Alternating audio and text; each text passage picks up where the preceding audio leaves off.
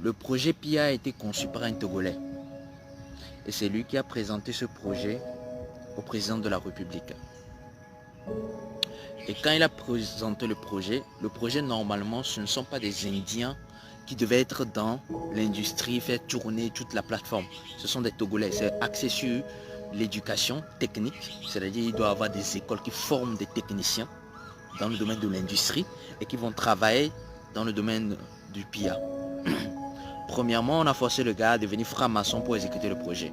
Il a refusé parce qu'il ne veut pas de la franc-maçonnerie. La franc-maçonnerie, c'est l'occultisme, vendre son âme au diable. Il a refusé.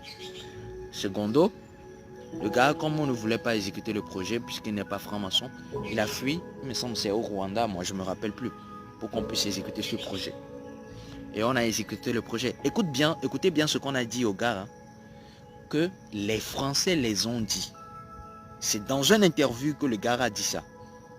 Je ne raconte pas des histoires. Ceux qui ont les vidéos, les audios vont me dire. Les Français les ont dit que quoi? Que si la population est riche, ils vont se rebeller contre eux. Quand j'entends ça, ça me fait très mal. Ça me pince le cœur. Coin noir, africain. Pas un métissé, un noir africain, togolais, puisse dire ça à son autre. Vous ne voulez pas que la population puisse devenir riche parce qu'elle va se rebeller contre vous. Maintenant, pourquoi on se rebelle contre vous aujourd'hui? C'est pas parce que les gens sont pauvres que les gens crient, les gens sortent dans les rues et que vous avez peur de tous les côtés. C'est pas parce que les gens sont pauvres qu'on vous dénonce sur les réseaux sociaux, qu'on affiche vos familles, qu'on vous renie, qu'on vous salit. Les gouvernants togolais, je ne crois pas que ces gens-là ont encore une dignité. Hein. Est-ce qu'il y a une notion de dignité dans la race noire? C'est en Chine, dans les pays asiatiques qu'on parle de dignité. Quand on parle de dignité, une personne peut se susciter à cause de sa dignité, à cause de sa famille, à cause de son honneur. Ici en Afrique, il n'y a pas question d'honneur. Hein. Il n'y a pas ça. On dit à une personne que si la population est riche, ils vont se rebeller contre eux. Et ils croient bêtement ce que le blanc leur dit. Oh! En tout cas, ce pays-là, il n'y a pas d'avenir dans le pays. Hein. Quittez le pays là. Le parti UNIR qui est au pouvoir ne veut pas que la population soit super riche.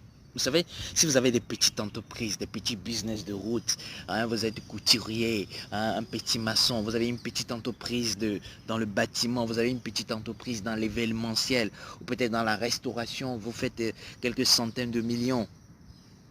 On ne se soucie pas tellement de vous. Pas tellement de vous. Lorsque vous êtes dans le domaine de la vente, de la distribution, de masse, hein, vous êtes dans le détail, hein, que vous faites quelques centaines de mille par mois, quelques petits millions par mois, ils sont heureux. Et que vous déclarez votre entreprise auprès d'OTR, vous faites des formalités. Et vous êtes reconnu par l'État comme une entreprise. Vous savez, chaque année, ils essaient de brandir certaines statistiques en disant non, on a eu tel nombre d'entreprises créées. Mais dès qu'il y a une entreprise créée par un Togolais,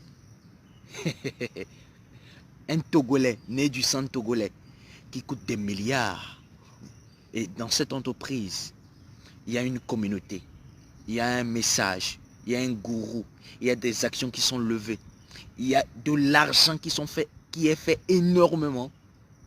Là, vous faites peur. Là, on doit vous assommer. Là, on doit vous avoir de leur côté.